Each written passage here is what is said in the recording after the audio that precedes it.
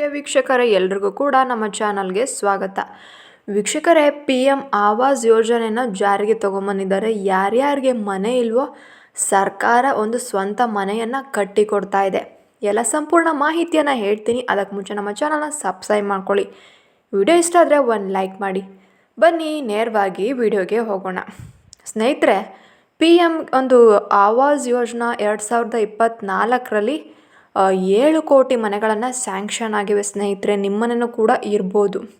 ಇನ್ನು ಒಂದು ಏನು ನಮ್ಮ ಬಡ್ಜೆಟ್ನ ಅನೌನ್ಸ್ ಮಾಡಬೇಕಾದ್ರೆ ನರೇಂದ್ರ ಮೋದಿಯವರು 5 ವರ್ಷದಲ್ಲಿ ಪ್ರಧಾನಮಂತ್ರಿ ಆವಾಸ್ ಯೋಜನೆಯ ಅಡಿಯಲ್ಲಿ 2 ಕೋಟಿ ಒಂದು ಮನೆಗಳನ್ನು ಸ್ಯಾಂಕ್ಷನ್ ಮಾಡಿಕೊಟ್ಟಿದ್ದೀವಿ. ಈಗ ಮತ್ತೆ 7 ಕೋಟಿ ಮನೆಗಳನ್ನು ಸ್ಯಾಂಕ್ಷನ್ ಮಾಡ್ತಾ ಇದ್ದೀವಿ ಅಂತ ಹೇಳಿದ್ದಾರೆ. ನಮ್ಮ ಕೇಂದ್ರ ಸರ್ಕಾರ ಏನು ಸ್ವಂತ ಮನೆ ಇಲ್ಲದವರಿಗೆ ಆರ್ಥಿಕವಾಗಿ ಯಾರು ಹಿಂದುಳಿದಿರ್ತಾರೋ ಅವರಿಗೆ ಸಬ್ಸಿಡಿ ಮತ್ತು ಸಹಾಯಧನವನ್ನು ನೀಡುವ ಮೂಲಕ ಅವರಿಗೆ ಒಂದು ಸ್ವಂತ ಮನೆಯನ್ನು, ತಮ್ಮ ಕನಸನ್ನು ಒಂದು ನನಸಾಗಿಸುವ ಒಂದು ಮುಖ್ಯ ಪಾತ್ರವನ್ನು ವಹಿಸ್ಕೊತಾ ಇದೆ. ಅದಲ್ಲದೆ ಕೂಡ ಇನ್ನು ಸಂಪೂರ್ಣ ಮಾಹಿತಿಯನ್ನು ಕೂಡ ಅವರು ತಿಳಿಸಿದ್ದಾರೆ. ಗ್ರಾಮೀಣ ಭಾಗದಲ್ಲಿ ಯಾರು ವಾಸ ಮಾಡ್ತಾ ಇರ್ತಾರೆ ಅಥವಾ ನಗರ ಪ್ರದೇಶದಲ್ಲಿ ವಾಸಿಸುವಂಥ ಒಂದು ಫಲಾನುಭವಿಗಳಿಗೆ ಮೊದಲನೇದಾಗಿ ಗ್ರಾಮೀಣದಲ್ಲಿ 1.5 ಲಕ್ಷನ ಕೊಡ್ತಾರೆ. ಇನ್ನು ನಗರ ಭಾಗದಲ್ಲಿರೋರಿಗೆ ಸ್ವಲ್ಪ ಖರ್ಚು ಜಾಸ್ತಿ, ಟ್ರಾನ್ಸ್ಪೋರ್ಟೇಷನ್ ಆಗಿರಲಿ, ಮನೆ ಕಟ್ಟೋಕ್ಕೆ ಒಂದು ಸೈಟ್ ಆಗಲಿ, ಎಲ್ಲದೂ ಕೂಡ ಇತ್ಯಾದಿ ತುಂಬ ಜಾಸ್ತಿ ಇರೋದ್ರಿಂದ ಅವರಿಗೆ 2.5 ಲಕ್ಷ ಹಣವನ್ನು ಕೊಡ್ತಾ ಇದ್ದಾರೆ. ಒಂದು ಗ್ರಾಮೀಣ ಒಂದು ಮಟ್ಟದಲ್ಲಿರುವಂಥ ಪ್ರದೇಶದಲ್ಲಿರುವವರಿಗೆ 1.5 ಲಕ್ಷ ಸಬ್ಸಿಡಿಯನ್ನು ನೀಡಿ, ಗುಡ್ಡಗಾಡು ಪ್ರದೇಶದಲ್ಲಿ ಇದ್ದೀವಿ ಅಂತಂದರೆ ನಾವು ಅಂಥವರಿಗೆ 1,60,000 ರೂಗಳನ್ನು ಅವ್ರಿಗೆ ಕೊಡ್ತಾ ಇದ್ದಾರೆ, ಸಹಾಯಧನವಾಗಿ ಅವರಿಗೆ ಕೊಡ್ತಾ ಇದ್ದಾರೆ. ಇನ್ನು ಈ ಯೋಜನೆಯ ಒಂದು ಅಡಿಯಲ್ಲಿ ಅರ್ಜಿದಾರರು 20 ವರ್ಷಗಳ ಅವಧಿಗೆ 6.5% ಅಷ್ಟು ಬಡ್ಡಿ ದರವನ್ನು ಸಾಲವನ್ನು ಕೂಡ ನೀವು ಪಡಿಬೋದು. ತುಂಬ ಕಮ್ಮಿ ಬಡ್ಡಿದಲ್ಲಿ ಕೂಡ ನಿಮಗೆ ಕೊಡ್ತಾ ಇದ್ದಾರೆ.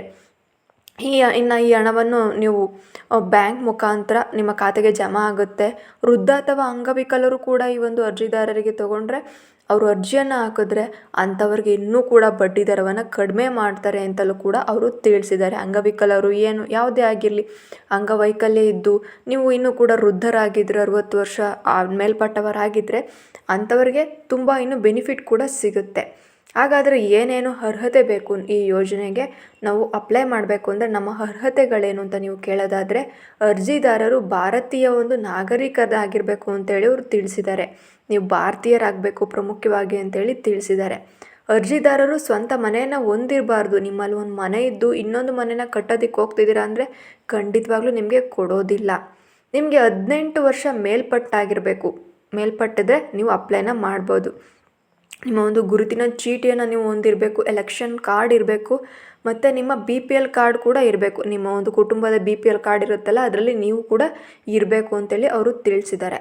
ಹಾಗಾದರೆ ನಮ್ಮ ವಾರ್ಷಿಕ ಆದಾಯ ಏನು ವಾರ್ಷಿಕವಾಗಿ ಅಂತ ಹೇಳಿ ನೋಡೋದಾದರೆ 6 ಲಕ್ಷದ ಒಳಗೆ ಇರಬೇಕು. ಅಂಥವರು ಮಾತ್ರ ಈ ಒಂದು ಅರ್ಜಿಗೆ ಅಪ್ಲೈ ಮಾಡೋದಕ್ಕೆ ಸಾಧ್ಯ ಅಂತೇಳಿ ಅವರು ತಿಳಿಸ್ತಾ ಇದ್ದಾರೆ. ನೋಡಿ, ನೀವು ಕೂಡ ಇಷ್ಟೊಂದು ಬೆನಿಫಿಟ್ ಇದ್ದರೆ ಖಂಡಿತವಾಗ್ಲೂ ಆಗುತ್ತೆ. ಇನ್ನೂ ಕೂಡ ಅವರು ತಿಳಿಸಿದ್ದಾರೆ ಈ ಯೋಜನೆಗೆ ಬೇಕಾಗಿರುವಂಥ ದಾಖಲೆಗಳೇನು, ಇಷ್ಟೊಂದೆಲ್ಲ ನಮ್ಮ ಹತ್ರ ಹಾಗಾದರೆ ಅರ್ಹತೆ ಏನೋ ಇದೆ, ದಾಖಲೆಗಳೇನು ಅಂತೇಳಿ ಕೇಳೋದಾದರೆ ಆಧಾರ್ ಕಾರ್ಡ್ ಬೇಕು. ಇನ್ನು ಹಣ ಬರಬೇಕು ಅಂದರೆ ಬ್ಯಾಂಕ್ ಪಾಸ್ ಪುಸ್ತಕ ಬೇಕು. ಜಾಬ್ ಕಾರ್ಡ್ ಇದಕ್ಕೆ ಖಂಡಿತವಾಗ್ಲೂ ಬೇಕು. ನಿಮ್ಮ ಹತ್ರ ಜಾಬ್ ಕಾರ್ಡ್ ಇದೆಯಾ? ಹಾಗಾದರೆ ಅಪ್ಲೈ ಮಾಡಿ, ಇಲ್ದಿದ್ರೆ ಬರೋದಿಲ್ಲ. ಇತ್ತೀಚಿನ ಭಾವಚಿತ್ರಗಳು ಬೇಕು. ಸ್ವಚ್ಛ ಭಾರತ್ನ ಮಿಷನಲ್ಲಿ ನೋಂದಣಿ ಆಗಿರಬೇಕು. ನೀವು ಮೊಬೈಲ್ ನಂಬರ್ ಇರಬೇಕು, ಅದಕ್ಕೆ OTP ಅನ್ನೋದು ಬರುತ್ತೆ. ಮತ್ತು ಇದನ್ನ ಅಪ್ಲೈ ಮಾಡೋದು ಎಲ್ಲಿ, ಹೇಗೆ ಅಪ್ಲೈ ಮಾಡೋದು ಅಂತೇಳಿ ನೀವು ನೋಡೋದಾದರೆ, PM ಆವಾಸ್ ಯೋಜನೆ ಅಡಿಯಲ್ಲಿ ನೀವು ಅರ್ಜಿಯನ್ನು ಸಲ್ಲಿಸಬೇಕು ಅಂತಂದರೆ ಕೇಂದ್ರ ಸರ್ಕಾರದ ಒಂದು ಅಧಿಕೃತ ವೆಬ್ಸೈಟ್ ಅನ್ನೋದಿರುತ್ತೆ. ಆ ಲಿಂಕ್ ಮುಖಾಂತರ ನೀವು ಹತ್ತಿರದ ಒಂದು ಗ್ರಾಮ ಕೇಂದ್ರಗಳಲ್ಲಿ ನೀವು ಅಪ್ಲೈನ ಮಾಡ್ಬೋದು. ಒಂದು ಕಡಿಮೆ ಖರ್ಚಿನಲ್ಲಿ ಅಪ್ಲೈ ಮಾಡಿ ನಿಮ್ಮ ಸ್ವಂತ ಮನೆಯನ್ನು, ನಿವೇಶನವನ್ನು ನೀವು ಕಟ್ಟಿಸ್ಕೊಬೋದು. ಇದೇ ರೀತಿಯ ಮಾಹಿತಿಗಾಗಿ ನಮ್ಮ ಚಾನಲ್ನ ಸಬ್ಸ್ಕ್ರೈಬ್ ಮಾಡ್ಕೊಳ್ಳಿ. ಈ ವಿಡಿಯೋ ಇಷ್ಟ ಆದರೆ ಒಂದು ಲೈಕ್ ಮಾಡಿ. ಥ್ಯಾಂಕ್ ಯು, ಧನ್ಯವಾದಗಳು.